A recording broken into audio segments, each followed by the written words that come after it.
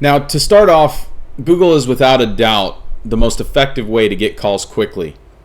Through Google Ads, local service ads, and even organic search rankings, they drive the majority of my leads. Honestly, without them, running a successful plumbing business would be a lot more difficult. If you're not visible on Google, you're probably missing out on a huge chunk of potential business. Most of my calls, they come straight from Google Ads. Their system is smart. It knows when someone is looking for a plumber, whether it's an emergency or routine maintenance. And they show your business to the right people at the right time. That's hard to beat.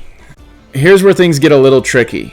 Google is so effective, it makes us business owners highly dependent on them.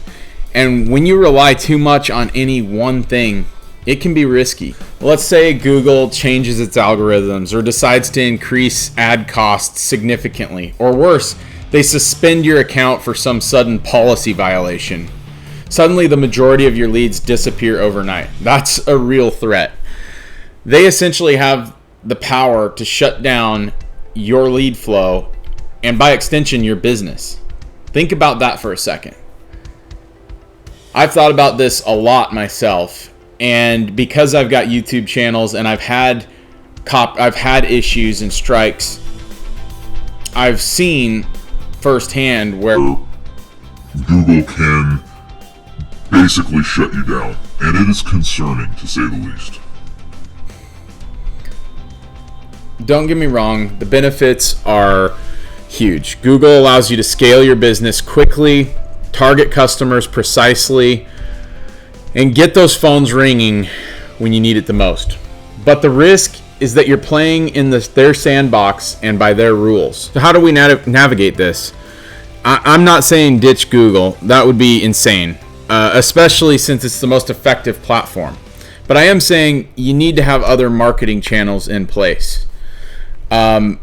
Repeat customers, keeping your customers happy and doing quality work is probably in the long run going to be your most effective way to stay in business for the long run.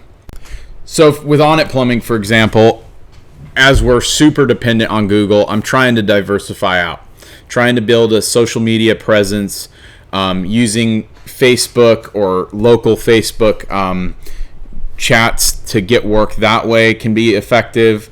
We're testing a couple strategies of advertising on some radio. And I'd like to get into doing even some video ads on some of these streaming platforms, maybe even like Spotify. There's more ways to reach customers than ever before. So you've got to think outside the box. And one of the best things to do is quality work and reach out to your customers, engage with your customers so that they keep using you. So that once you've paid for that lead from Google, you'll retain that customer for a long period of time rather than getting them one time and then they move on down the road. The idea is just try not to put all your eggs in one basket. The reality that Google could someday either shut you down or not be the number one platform is very possible. 20 or 30 years ago, you wouldn't even have heard of Google to advertise with on your plumbing business probably. It was through Yellow Pages, which there's another idea. Maybe it's worth getting on the Yellow Pages or the phone book ads. There's probably still a few older people that have some money using those.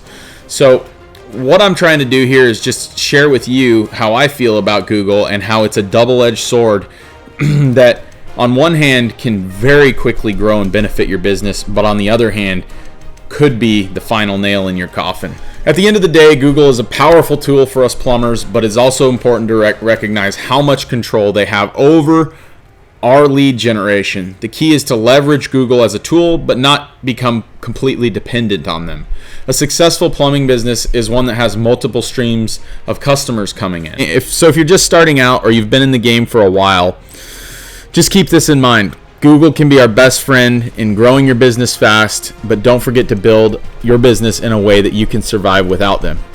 Am I there yet? I'm not sure because I love Google, but I really hope that if that day comes, I'll be ready.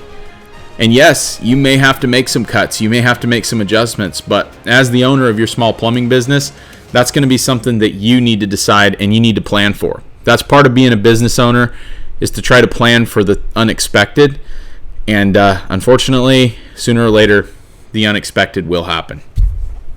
Thanks for watching, guys. If you found this helpful, make sure to hit that like button and subscribe to the channel for more tips on how to grow your plumbing business. And drop a comment below. How has Google impacted your business, and what other market strategies are you using? Because I would love to hear them, and maybe you'll give me a tip or a tool for my toolbox. By the way, for anybody that's wondering, I'm using a company called Search Kings to manage my Google business account, and I will say they do a great job if you're looking to get started in this. Free shout out for them.